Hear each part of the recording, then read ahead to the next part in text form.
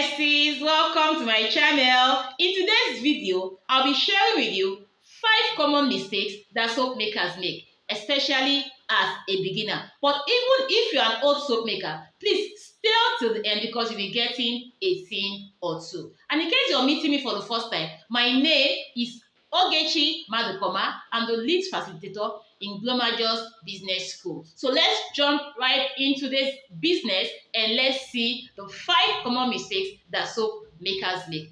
Mistake number 1 is incorrect measurement.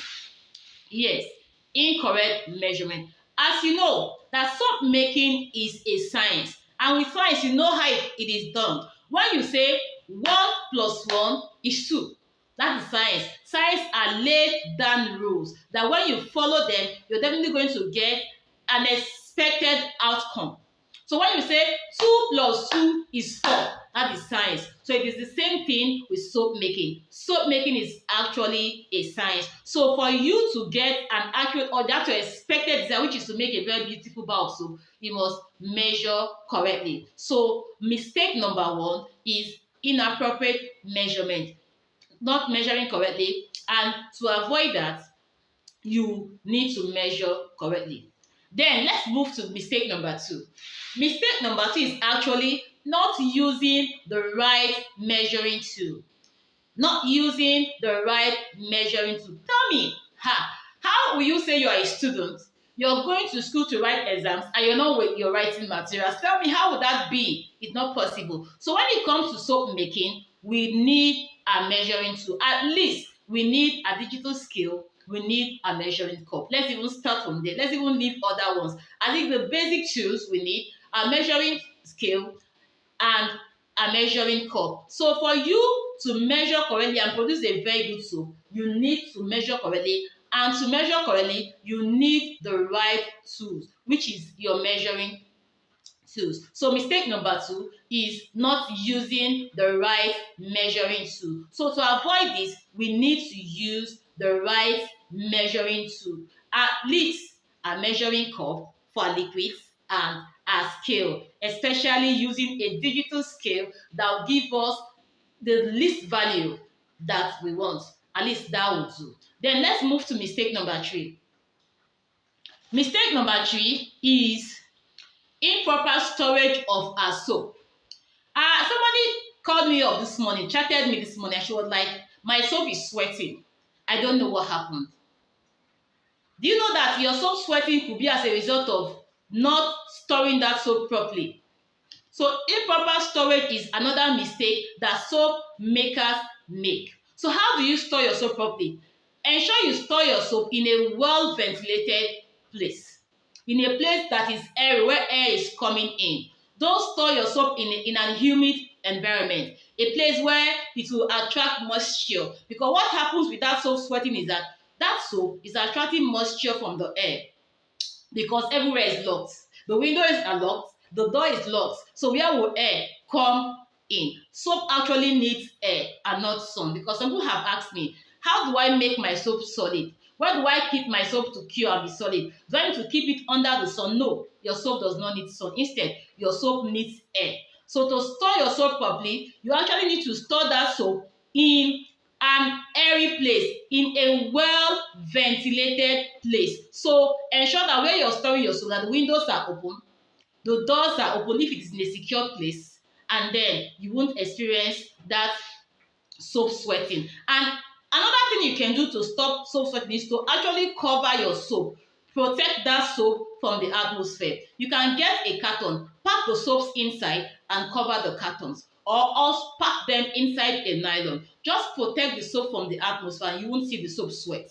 The soap is actually sweating because it is attracting moisture from the atmosphere. Mistake number 4 is inconsistent tracing. Inconsistent tracing. When our soap is not traced, you know there can't be soap without a trace. A trace is actually that point where saponification occurs. Like I said earlier, soap making is a science. And when you combine a lye, especially for bar soap, and an oil or a fat, saponification takes place and then you get your soap. So if your soap is not well saponified, then you won't get a good soap. Your soap will either be too harsh for the skin if it's not well saponified, if it's not traced, or the soap will be very soft. So for you to get a very good soap, you need to ensure that your soap gets to a good trace. Whatever trace level you want, if you want a light trace, before pouring into your mold, ensure you stir until you get that light trace. And if you want a thick trace, then go ahead and stir until you know that your soap is well traced. Then you can pour into your mold and you have a very good soap. Mistake number 5 is not using the right equipment. Not using the right equipment. Like I said, so you see people making soap and they are using equipment like or containers like an aluminium pot, like an aluminium utensil. When you're making soap, you don't use aluminium because the aluminium will react with the light in the soap, and then the soap will not come out well. So when making that soap, ensure you're not using aluminium. You ensure you're using the right utensil that you should use, the right containers for your soap. If you can use iron steel, you can use a stainless steel container. You can even use plastic if you're not even cooking that soap, and you can even use glass, but ensure you're not using aluminium. If you use an aluminium pot to cook your soap, have you experienced it before? You see the soap, it will start bubbling, but before you know it will start pouring out of that pot to start volcanoing. That is because the lye in the soap is reacting with the aluminium pot. That is R5. I said I have a bonus for you. So before I give you the bonus, let's recap the 5 common mistakes that I've mentioned. I said mistake number 1, we are not measuring correctly. Like I said, soap making is a science. So for you to get a very good soap, you must ensure you're measuring right. Then number 2, we are not using the right measuring tools. Ensure you're measuring well. Ensure you're using the right tools. And when that happens, you're going to get a good soap. Somebody chatted me yesterday and she was like, she wants to make soap. She does not have a scale. She does not have a measuring cup. How will she tell the quantity she uses? I said, I don't know. I'm not a spirit. There's no way I can tell. So the best bet is for you to get at least a digital scale. You can also measure your water in scale with your scale. All you do is go to Google. If you're giving your measurement of water in liters and you have just a scale, go to Google and type convert these numbers of liter to grams. It will do it for you, and then you use your scale to measure it. Even if you don't want to use a scale, like me that I've done so for so long, I've known that to get my lye solution, I need 1 part of lye and maybe 3 parts of water. If I don't want to use a measuring cup, I can try to use anything as my unit of measure.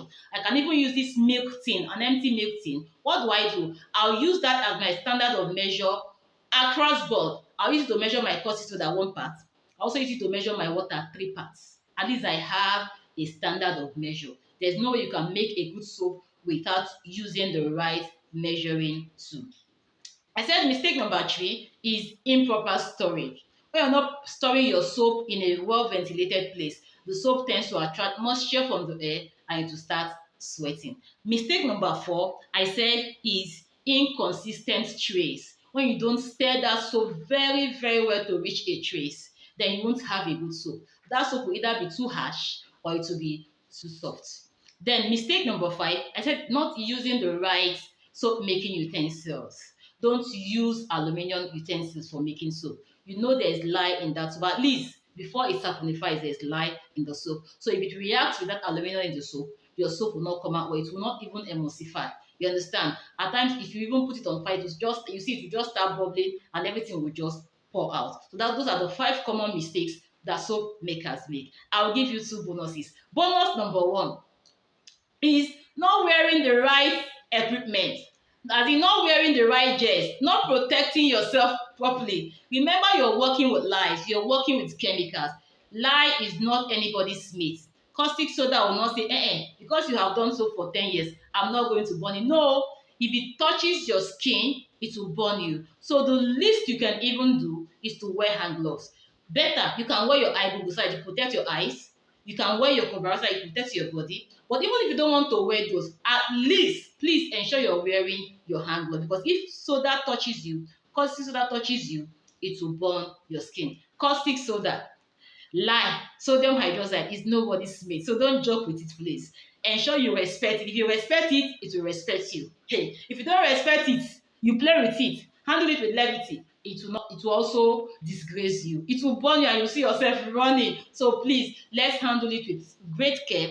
Let's not bring it close to where children are because they might not even know what it is. Yes, I said I was going to give you one more bonus. Yes. When you have too many eggs in your soap butter, eh? That soap will not come out looking very, very well. You might have pockets, holes in that soap. So when you're done making your soap, you want to pour into your mold. As you pour into it, ensure you tap the mold, just tap, so that the butter, as in, occupies everywhere.